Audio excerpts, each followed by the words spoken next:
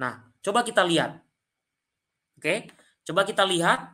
Ini baru-baru aja saya tonton di beberapa di media TikTok. Nah, ini adalah baru ya, baru Bapak Ibu, bukan yang kemarin yang ditangkap itu ya. Oke. Kita lihat dulu nih, apakah benar kata Pak Ustadz Suharsono bahwa itu akibat selibat atau bukan? Karena banyak kasus-kasus yang terjadi justru ustadz pemilik pesantren atau santri itu melakukan skandal juga. Jadi saya mau mengatakan kalau dia membahas soal ini harusnya dia bercermin dulu deh, ngaca gitu. Bahasa sederhananya ngaca dulu gitu loh. Lebih baik perbaiki dulu yang kau punya. Daripada kau sibuk melihat balok di mata orang, sementara matamu ditutup oleh balok yang lebih besar lagi. Ya. Oke, sekarang kita dengarkan berita ini.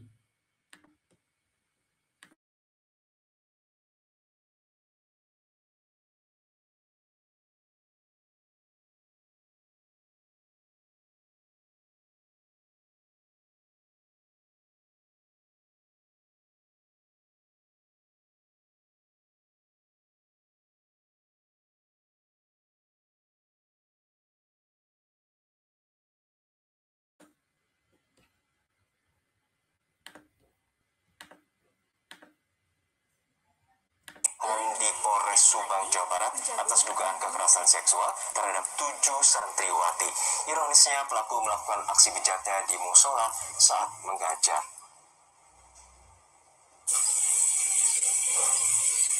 Asnawi, terduga pelaku pencabulan, ditangkap setelah orang tua korban melaporkan aksi bejatnya ke polisi. Dari pengakuan sementara pelaku, pencabulan dilakukan saat pelaku mengajarkan ilmu fikih dan tata cara bersucinya pada 7 santriwati. Pencabulan dilakukan di salah satu musola di Kampung Ciranggon, Ranca Mulia, Patok Besi, Subang, Jawa Barat. Dari pengakuan para korban kepada orang tua, pelaku telah melakukan pencabulan sejak Januari lalu, sebanyak 1 hingga 4 kali terhadap korban. Para korban berusia 12 hingga 19 tahun. Dan saat ditangkap di hadapan aparat desa setempat, pelaku mengakui perbuatan bejatnya. Ya, pihak korban, Pak. Ya, sebagai orang tua pihak korban, yang melapor ya tadinya mah nggak ada apa-apa sih, cuman biasa dingin-dingin aja gitu. Cuman pihak korban yang tahu gitu, yang udah melaporkan ke orang tua langsung membereskan gitu kan. Emang ada berapa korban, Pak? Masalah korban katanya ada 6 atau 7 ya. Kini pelaku telah dibawa ke kantor kepolisian Resor Subang untuk dimintai keterangan, sementara korban akan menjalani visum guna kepentingan penyidikan. Hendri Irawan, Kompas TV Subang, Jawa Barat. Lebih lengkap terkait kasus kekerasan seksual ini kita bergabung langsung dengan jurnalis Kompas TV Hendri Irawan di Mapolres Subang, Jawa Barat. Hendri, pelaku kini telah ditahan di Mapolres Subang, Jawa Barat. Lalu apakah pelaku sudah ditetapkan sebagai tersangka? Ya, baik Juno dan juga saudara, hari ini polisi memintai keterangan 7 orang korban kekerasan seksual guru ngaji di gedung Reserse Kriminal Polres Subang. Ketujuh korban ini datang dengan didampingi orang tuanya masing-masing untuk menjalani pemeriksaan, dan rencananya hari ini juga polisi dan korban akan dilakukan visum untuk mengetahui kekerasan seksual yang dilakukan oleh pelaku sendiri saat ini sudah berada di Mapolres Subang dan ditetapkan sebagai tersangka kekerasan seksual terhadap 7 orang muridnya. Pelaku ditangkap atau diamankan oleh polisi pada Jumat 11 Februari lalu, yakni ketika para orang tua korban melaporkan kepada pihak pemerintahan desa bahwa ada kekerasan yang dilakukan oleh kekerasan seksual maksud kami yang dilakukan oleh guru ngaji bernama Asnawi terhadap 7 orang muridnya. Kemudian dari pengakuan pelaku kepada petugas dan aparat desa setempat bahwa ia telah melakukan perbuatan kekerasan seksual tersebut ketika mengajarkan cara bersuci bagi seorang perempuan, namun dirinya melakukan cara-cara yang tidak baik atau melakukan kekerasan seksual terhadap 7 orang. dari 7 orang muridnya itu dilakukan kekerasan seksual terhadap 7 orang murid itu dilakukan sejak bulan Januari lalu, dan masing-masing korban diperlakukan tidak non atau tidak baik oleh pelaku ini. Ada yang 1 hingga 4 kali, dan para korban ini rata-rata usianya masih belasan, yakni dari 12 sampai 19 tahun. Henry, untuk saat ini ada 7 santriwati yang menjadi dugaan kekerasan seksual oleh guru pengajarnya. Lalu apakah saat ini ada pendampingan psikologis terhadap para korban?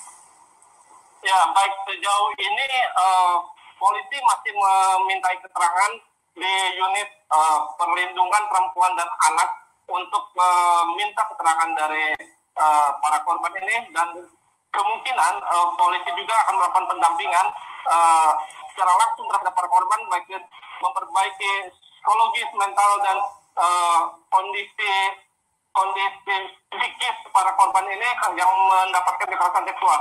Sementara dari pihak dinas sosial atau pihak lain, perlindungan anak lainnya, kami belum mendapat informasi tersebut. Hingga saat ini pun pihak kepolisian belum bisa memberikan keterangan resmi terkait kasus kekerasan seksual yang dilakukan oleh guru ngaji terhadap 7 orang santrinya ini. Oke, Bapak Ibu, itu satu saja saya kasih contoh. Oke, itu bukan yang kemarin yang dikatakan dihukum mati, Bapak Ibu. Kalau yang dihukum mati ini untuk perbandingan saja. Apakah alasannya benar yang disampaikan beliau-beliau tadi? Nah, kalau yang kasus kemarin itu ini nih, coba kita buka ya. Oke, kita coba lihat beritanya, ini beritanya. Oke. Ya, ini yang namanya Heri. Kalau ini Heri namanya ya. Heri Wiryawan yang katanya sih dihukum mati. Saya kurang tahu apakah dilaksanakan atau tidak. Ya. Oke. Ini juga adalah salah satu contoh pemilik pondok pesantren ya, yang melakukan pelecehan seksual sehingga bahkan hukumnya itu sangat berat katanya ya, dihukum mati ataupun dikebiri. Oke, dikebiri atau dihukum mati.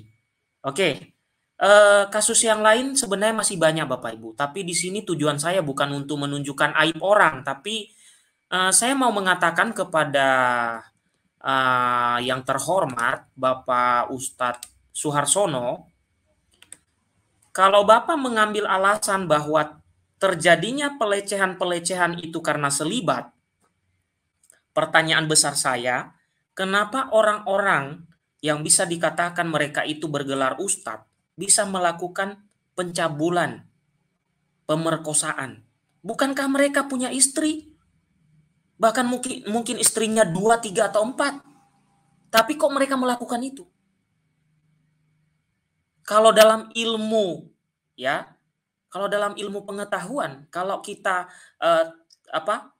tolok ukur yang Bapak pakai tadi kita gunakan, itu sudah terbantahkan jadinya, Pak. Bahkan para ustadz ya, Bapak tadi berkata kan di agama Bapak itu kan tidak dibolehkan selibat. Maka saya konfirmasi, oh iya Pak, ada di dalam ayat kitab suci Bapak dikatakan boleh kamu menikah 1, 2, 3, atau 4. Tapi Pak, kok orang-orang yang diberikan kesempatan menikah sampai 4 orang saja itu bisa melakukan pencabulan, pelecehan seksual? Bahkan tadi beritanya di saat mengajarkan ajaran di suatu tempat yang bisa dikatakan suci gitu. Jadi begini Pak, saya mau mengatakan begini, Pak, banyak-banyaklah ngaca atau banyak-banyaklah bercermin. Ya, lebih baik kita lihat balok di mata kita daripada kita sibuk melihat balok di mata orang lain. Karena ternyata ya, kalau kita sibuk melihat balok di mata orang lain, ternyata di mata kita sudah ada baloknya. Jadi Bapak tadi menyinggung soal skandal gara-gara selibat. Itu sudah bisa terbantahkan, Pak. Ya. Dengan bukti ya bahwa ada yang diberi kesempatan menikah lebih banyak justru melakukan hal-hal yang tidak benar. Oke, coba saya mau tunjukkan yang lain ya. Contoh ini. Oke, saya mau tunjukkan yang lain. Ini 8 fakta kasus pemerkosa 12 santri di Bandung. Nah, ini yang dihukum kebiri atau hukuman mati itu ya. Mengapa Bapak tidak mengambil sampelnya ini, Pak? Sampelnya dari berbagai agama, pasti ada orang yang melakukan penyimpangan. So, kita tidak bisa menyimpulkan bahwa penyebab dari pelecehan adalah selibat. Karena dari berbagai agama, bahkan agama yang diberikan kesempatan menikah sampai 4 istri, itu masih saja melakukan yang namanya pelecehan, pemerkosaan. Jadi kalau Bapak misalnya membuat tesis, apa yang Bapak omongkan tadi dibuat sebagai tesis, itu belum nyampai di meja, sudah disobek-sobek sama dosennya. Kamu ini, ya, bagaimana itu? Ya, masih banyak lagi. Saya bukan bermaksud menunjukkan aib orang, Bapak Ibu ya. Ini saya hanya perbandingkan saja omongan tadi. Oke.